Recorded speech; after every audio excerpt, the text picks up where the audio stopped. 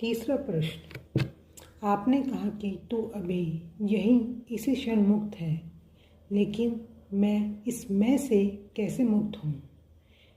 कैसे पूछा कि चुक गए, फिर समझते नहीं। यही तो अष्टवक्र का पूरा उपदेश है। अनुष्ठान कैसे यानी अनुष्ठान, कैसे यानी किस विधि से, विधि विधान। कैसे पूछा कि चुक गए, फिर अष्टवक्र समझ में नहीं आएंगे। फिर तुम पतंजलि के दरवाजे पर खटखटाओ, फिर वह बताएंगे कैसे। अगर कैसे में बहुत जिद है तो पतंजलि तुम्हारे लिए मार्ग होंगे।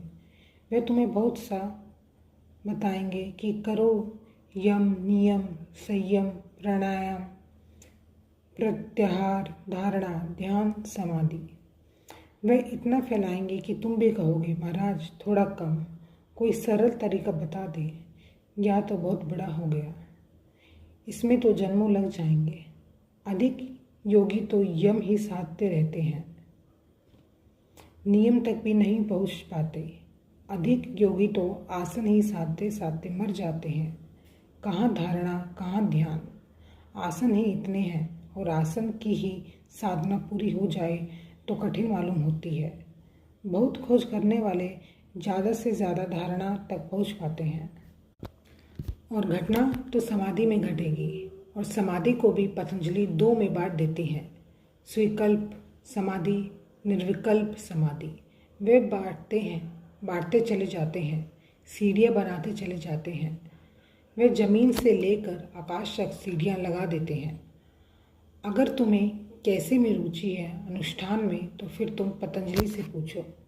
हालांकि आखिर में पतंजलि भी कहते हैं कि अब सब छोड़ो, बहुत हो गया करना, मगर कुछ लोग हैं जो बिना किए नहीं छोड़ सकते, तो करना पड़ेगा। पतंजलि उनके लिए हैं जो सीधे शांत नहीं हो सकते। वे कहते हैं 7 चक्र लगा आओ, दौड़ धूप कर लो काफ़ी, शरीर को आड़ा तिरछा करो, शीर्षासन करो, ऐसा करो वैसा करो। कर करके आखिर एक दिन तुम पूछते हो कि महाराज अब करने से थक गए।